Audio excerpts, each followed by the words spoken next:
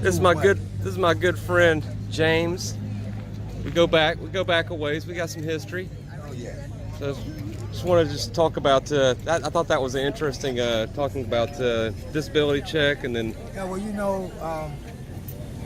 this bill is good, but when you trying to still work and be independent, right they, surviving. they cut you down, and then food stamps. They cut half. I only get $15 for food stamps. I mean, $15. I ain't no little man, How much you said it was? $15. $15. Okay. Okay. I get. So that's about enough to do. A loaf of bread and a pack of bologna and maybe a soda. Okay. All right. Disability. I mean, I'm limited in what I can do physically. Sure. But still, it's not enough to keep a roof over my head. Right. Well, I mean, it's not enough to cover you, so you have to work, but you're penalized for having to work. So it's a cycle. So I can't saying win, I can't lose. if you had enough disability, you wouldn't have to work. But if you do work, you lose a disability. So you're basically. And then if you try to put both together, jobs out here. If you're not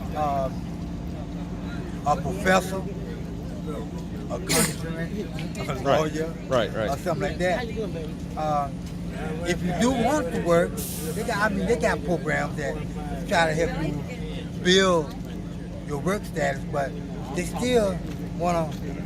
If I work 10 hours a day for $10 an hour, that's going to blend in with my disability, and it's still not going to be enough to keep a roof on my head and be self-dependent on where I can be able to pay my own bills. So that's, in essence, disability is not promoting your well-being. Right. And then the organizations that do say that they help you. Right. When you find a place, and the place is $700 a month, they're not telling you now that you got $200 in deposit, first and last rent, but we have to save up that amount of money, 3 times as much, to order to get into these places. Right. If you do that, come to find out, I haven't seen, and I have been through the system, I haven't seen where they actually was doing that. I had all the proper documentation, and when I came down to them interview, inspecting the apartment, right, everything went blank. I got no response from the landlord or the caseworker that I was working with. I've been by the office, I made phone calls, and where that leaves me? Yeah, and I done jumped through the hoop like a clown in a circus. And what's your transportation situation looking like? I'm on a bike, riding the bus, with the good Lord help, walk. Yeah. So I mean, all these things you have to do are without really, a good means of access to transportation, or you have to. If I got to go somewhere, I'm gonna have to go. How far did you have to ride your bike to get here?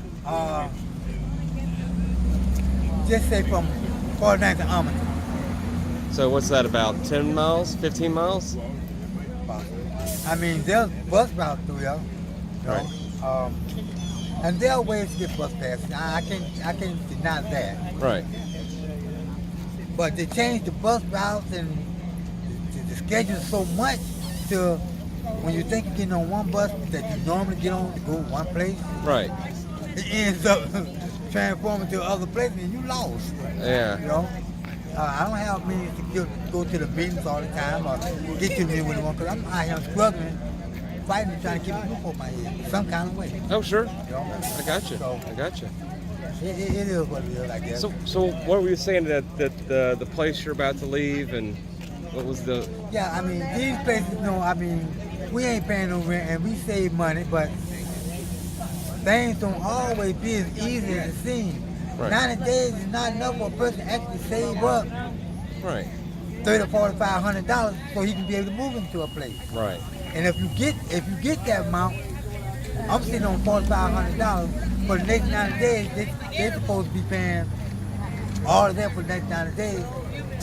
In the meantime, how I'm gonna be living? I'm Right. gonna have to go into that $45. You know what I'm saying? Right. Right. I mean, Yeah. It's, either way the situation goes, we can't win. yeah. You know, and we always still stuck at, and we just going in circles. Yeah, that's what I was kind of getting at, which you were getting at as well, is that say it the seems it's on the surface, folks will say, oh well, hey, you have certain things that are available to you, but it's like a Jenga puzzle, you know, it's like It's available. you know, it's like you can't, it's like you don't get enough to actually provide that well-being. You have to do things. You're penalized for doing things that the system forces you to do to maintain your well-being. You have to try to save up a ridiculous amount of money, and I guess you're supposed to just go into hibernation and not eat or breathe or you know. That's what it seems like. You know, so essentially it's a facade of support. Right? I mean, don't get me wrong. It's a struggle. Sure. And dealing with the homelessness, not alone dealing with the politics that shit all comes right down on. Oh, right, right. You know, I mean, you say you for the people, for which people? Exactly. It's certainly not for us. Well, that's It's certainly not for us. and no, I think that's a really straight on point. I mean, the thing is that, you know, what people, who, you know, is there's a, you know, democracy itself is ruled by the demos, and so the thing is, who are the demos? Like in Rome, the demos were the citizens, which were the elite. Everybody else didn't count. Unimportant. So I think the thing is that, you know, I would say in, you know, this I will loosely refer to it as a democracy. You know, who are the demos? You know, who are we the people? They say we have choices that, and I quote, we made the community. Well, if we made a community, how can we make a community if we don't have our people in government like ourselves? Sure. Well, this, you know, They kick us out of churches. That's well, yeah, this is somehow it's not really justifiable. Can I bring up this concept of the idea of false choice? Is that most folks, you know, choices are a luxury for folks that have resources. If you don't have resources, you really are stuck with bad options. Every time. And so you got this bad option, and you're trying to cobble this together to provide, you know. For about 10, 15 minutes. It's like when this line is through, we'll So- wait and see if other people give other people I hope opportunity that to join us. And our then, government can really see, well, they're keeping us, those tickets for about 15 they're keeping minutes. us homeless because they got all the money. Well, it's They got all systemic. the power, and they're not willing to expand to us like they do the church. And look how pretty all the money they made downtown. I mean, don't get me wrong. I'm all good for good development. I'm all good for cleaning up Williams Park, because God knows I've been there too. Sure. But now that you done did all of that, what you gonna do with the people that you claim you're supposed to love and help?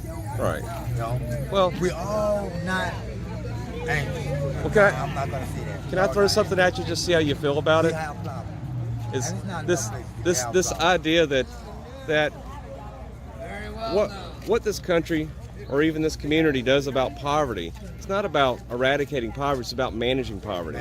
It's about creating the facade of doing some things to basically maintain that systemic poverty, but not to actually solve it or eradicate it and get people housed and basically provide, you know, for the basic well-being of the citizens of St. Petersburg or anywhere here in the United States. Exactly. I mean, they seem to do a lot of things for people overseas, other countries. Sure. But we have the problem right here, moderate problem right here in our own backyard. You know? Can I throw another concept at you? This idea of charity being a substitute for systemic change, and meaning that I love charity, but if charity becomes a surrogate for systemic change, then we're also stuck in that cycle. That's what it's doing. Right. But they keep moving us around from place to place. And they move us far out somewhere, away from the city, away from our doctors, Right. you know, places that we need to be at. Absolutely. For your basic well-being. We got to struggle to try to get there. Right. It Well, is what it is. well, James, I want to thank you for your time. I appreciate And, it, Mr. James. you know, you always have provocative things to say, so I appreciate you letting me get this. I was like, man, this is just like, you know, this voice needs to be heard. And that's why I always, if I can do something to give back, I do. Well, I appreciate it. And you just gave back again, and you rock, man. Thank you.